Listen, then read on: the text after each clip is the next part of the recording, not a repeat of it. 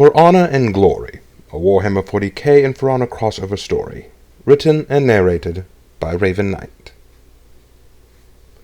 We of the Ordo Xenos have been told many times in our long and proud history as the most faithful servants to His glorious majesty that we are bound by the honor and glory of service. Yet it must be called into question what that sentiment even means. What does it mean to possess honor and to seek glory? This question is a topic of debate not only for us in the Inquisition of His Holiness, but also for the Imperium of Man at large. In my earlier years as an acolyte of the Inquisition, I gave a little thought to the meaning of honor. I found it merely a humorous sentiment shared by the Astartes soldiers and guard troopers who saw so much combat in their daily routine that the archaic term had simply ingrained itself into their vocabulary. Honor existed on the battlefield, not for the daily person within the Imperium.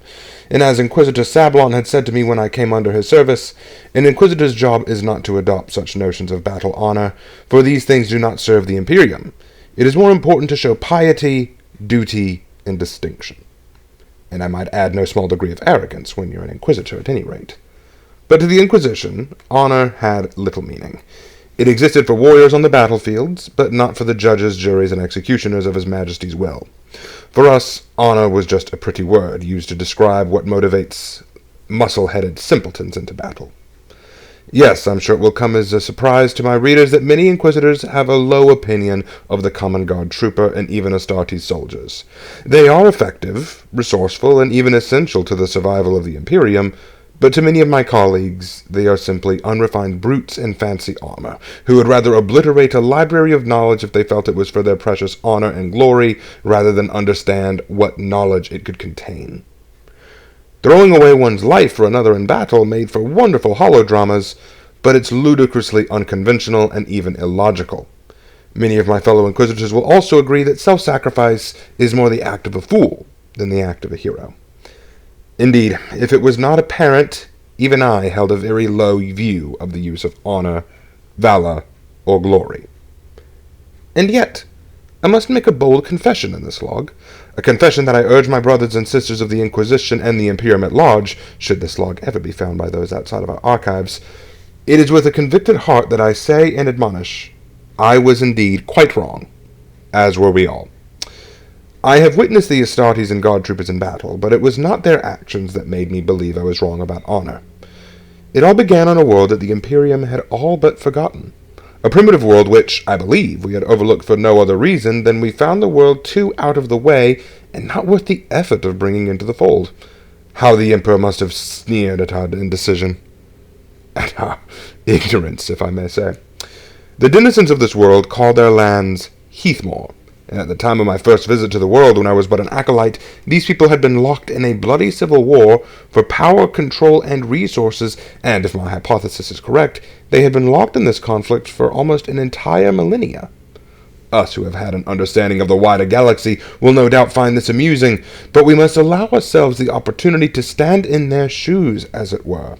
This world is primitive, as I have said before. They possess no forms of advanced combat weapons like firearms, and they're limited only to ancient forms of incendiary explosive arms using black powder. Their primary means of combat is in swordsmanship, hand-to-hand combat, and various other martial disciplines.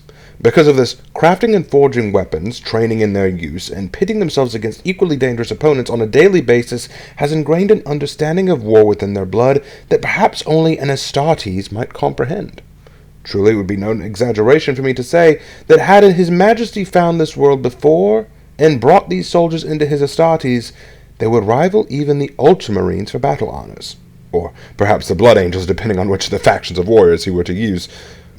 When I initially landed on this world, it was not to meet the inhabitants or to engage in combat with them.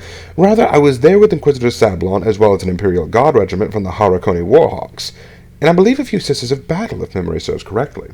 The entire system of Castorel had been on high alert after the Orcs had claimed Magdalene 9, and the fear of an Orc war branching out to take other worlds had been a frightening sentiment. So the Ecclesiarchy had urged any and all available resources to concentrate on preventing the Orcs from expanding further into the system. We had received information that an Orc meteor ship had been seen near the planet in question, and we'd been deployed to destroy it. Our ship bombarded the wretched pod, but had not been able to prevent it from crash landing on the planet.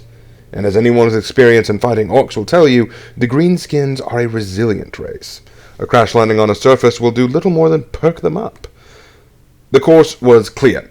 We'd have to actually embark on the planet ourselves to deal with the threat, and at the time, the Inquisition had little information on Heathmoor other than that it was a primitive world.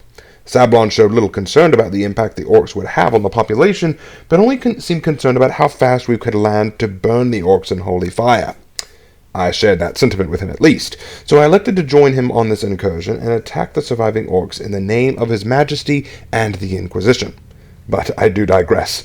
Sometimes I find I get ahead of myself in moments of excitement, and I must admit these memories are most exciting to look back upon. I should say that I would do far more than slay orcs on this world. Though my initial pursuits were ones of selfish and personal gratification in destroying orcs and bolstering my reputation and experience in the eyes of the Inquisitor, I would learn far more from this world and its people than I would from Sablon in a century. After sharing my findings and deductions with my colleague and friend Amberley Vale, also of the Ordo Xenos, it was at her suggestion that I archive my memories and information for further reading. For her own entertainment, if nothing else, she put it. And it is for these reasons and more that I wish to log these events in what I am referring to as the Archive of Heathmoor. In this archive, I will share not only information pertaining to the world itself, but also to the peoples there, their methods, understandings, histories, and beliefs. But moreover, I will share the chronicles of events that transpired as a result of Sablon and my own interference there. There are many more chronicles in this archive than my own, however. I also managed to acquire written accounts of these events and these people during my investigations on Heathmoor, and have added their words and memories within the archive. I've done all I can to transcribe their accounts into High Gothic, but it was worth it. Indeed, I believe we all might stand to learn something from these primitive people, and with the grace of His Majesty, perhaps we might learn a new and true meaning of the word honor, and why this is more than a mere word, but perhaps a necessary cornerstone to the survival and eventual success of humanity in this ceaseless war.